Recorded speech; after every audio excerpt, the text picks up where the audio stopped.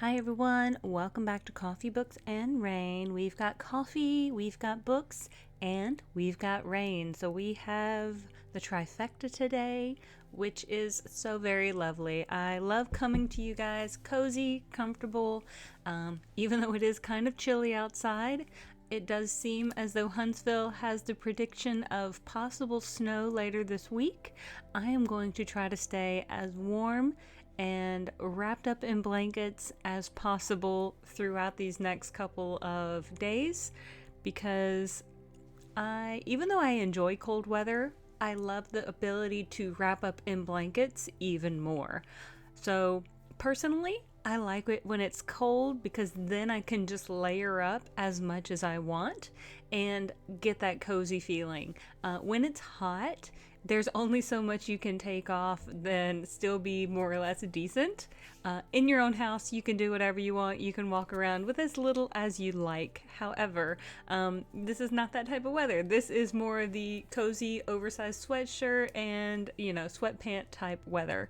And I have made myself a what's called a misto, which is half brewed coffee, half steamed milk, and this is it is oat milk and regular brewed coffee, and I actually did add a little bit of toasted marshmallow coffee syrup that is made by Tarani. So y'all are welcome to go out there and find that as well. But I was kind of feeling something just a little different. You guys know that I frequently come on here and just either have black coffee or an Americano, which is espresso shots in hot water. Today, on the other hand, wanted something just a little bit different. My palate was wanting just something a little bit creamier. So I steamed up some oat milk on my espresso machine and made it nice and frothy and was able to create that misto-like experience. Now, sometimes in some places they may call it maybe a cafe au lait, which is just a translation of coffee with milk. However, if you go to some also coffee shops, they'll call it a misto. Who knows, but misto, cafe au lait, either way, we are enjoying it. And so, we are diving into a really good book that I just finished probably 2 days ago, and it is called A Sea of Unspoken Things by Adrienne Young. And I had read a book by her, probably last year, and I really loved it. She has a little bit of magical realism that seems to be an underlying theme in her story. It doesn't seem to be an overarching theme because you do question whether the occurrences are truly magical or not, but it seems as though it's a potential. There's possibility for it to be there. I do kind of nod towards the magical realism for being there. And I think a lot of people could agree with me on that, but it's totally up to you if you agree with me or not. It is included in the genre on Goodreads as magical realism, and I completely agree. Now, again, I don't look at the Goodreads before I record this episode. When I come on this episode, when I start recording this episode for you guys, that is the very first time I ever look at the Goodreads or stats at all. So my reactions are pretty, they're authentic based on what I see versus what I feel. So let's dive in and see what we have. Now, this book does release on January 7th of 2025. It currently has over 4 stars on Goodreads, and it has approximately 288 pages in hardback. So it's not too long. It's not a super thick book, and you can get through it in about 2 sittings, which is what I did. I found it very engaging and very intriguing. I thought the storyline was really well done, so I did fly through it pretty quickly with regards to just Adrienne Young's writing style. So let's dive into the summary before we get too far. A woman investigates her brother's mysterious death while coming to terms with her own haunting past in this atmospheric novel from New York Times bestselling author of The Unmaking of June Farrow. The only thing James and Johnny Golden have ever had is each other. For as long as she can remember, James's deep connection with her twin brother Johnny has gone beyond intuition. She can feel what he feels. So when Johnny is killed in a tragic accident, James knows before her phone even rings that her brother is gone and she's alone. Truly alone for the first time in her life. When James arrives in the rural town of Hawthorne, California, to settle her brother's affairs, she is forced to rehash the ominous past she and Johnny shared and finally faced Micah, the only person who knows about it. He's also the only man she's ever loved. But James soon discovers the only connection she had with Johnny isn't quite gone. The more she immerses herself into his world, the more questions she has about her brother, or about the brother she thought she knew. Johnny was keeping secrets, and he's not the only one. What she uncovers will push her to unravel what happened in the days before Johnny's death. But in the end, she'll have to decide which truth should come to light and which should stay buried forever. So this is considered like a mystery fiction, magical realism, mystery thriller. And I think that's for good reason. Now, do I really consider it a thriller? No. But is there a mystery to solve? Yes. I do give this book about 4.5 stars, 4.25 to 4.5 stars, because I was incredibly engaged in the story, although there are a lot of times in this story that James, her character, is very, very frustrating. There are just some points where I am just absolutely frustrated with her character for just some of the things that she is, I guess, knee-jerk reaction, like either thinking or doing or something like on the page that I am just like very frustrated about. And I think if you read it, you would kind of understand. But so the opening scene is James kind of going home to her hometown of Hawthorne, California. And this is kind of after she's received the news of her brother Johnny's death. And she had kind of already known because Johnny is her twin. So they were the kind of twins where I'm not sure if James or Johnny knew, but she had that twin connection with him where she kind of knew, like she had a sense of what he was feeling at sometimes when his emotions were heightened. And she knew that before his death, he was scared about something or something wasn't right before his death. And so she goes back to Hawthorne,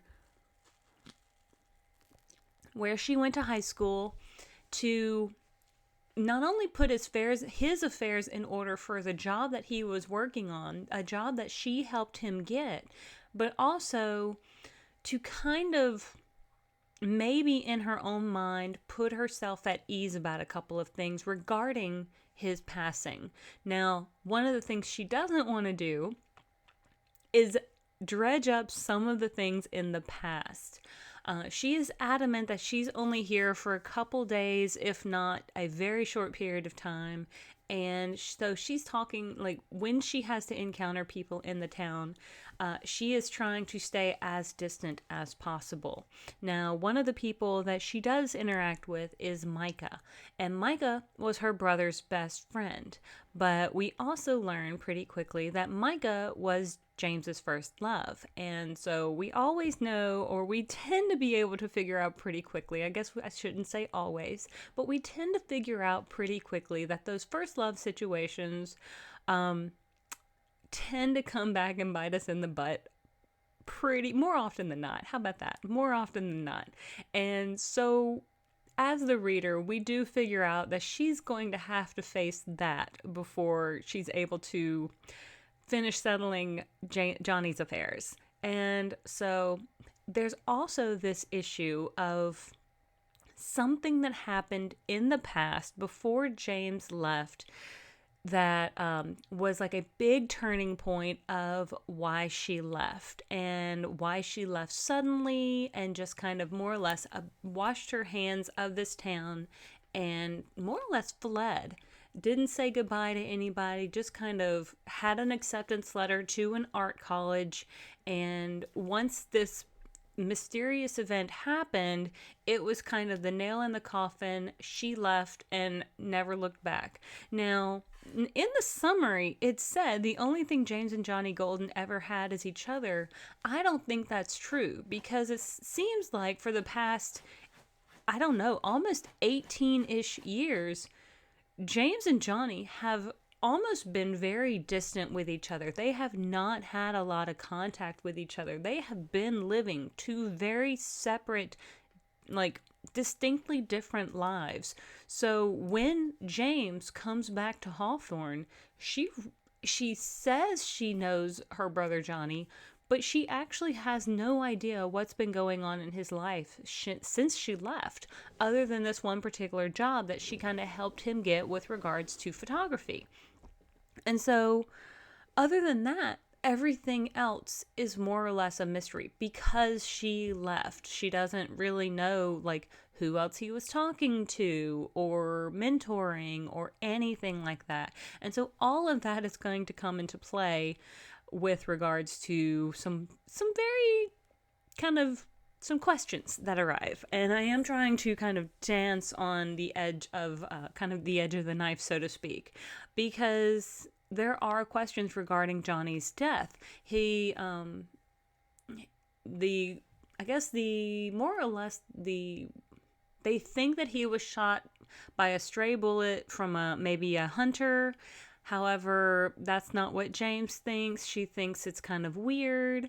So, she wants people to like investigate it a little bit more, and she gets some pictures back that also bring a couple things into question as well.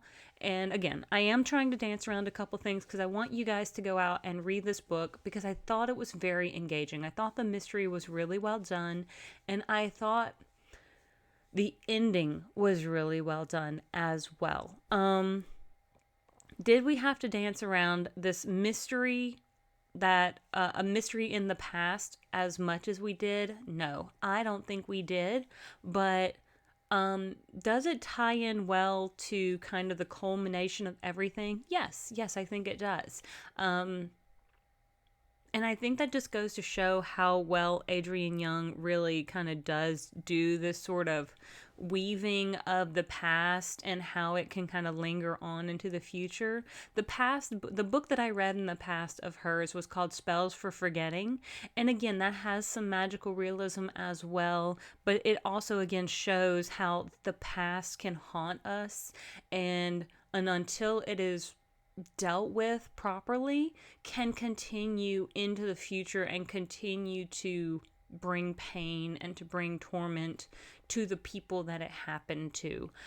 So I really think that she does well with kind of keeping us on the edge of needing to know more. And I don't know, she is very good with that mysterious element while not kind of crossing into that thriller realm, because I don't feel as though it's a thriller. Thriller to me tells me that we've got murderers around every corner, or we suspect everyone, and we're jumping at shadows. To me, that's what a thriller is we've got like psychopaths on the loose, and now like, you know, a door creaking is going to send me over the edge or something.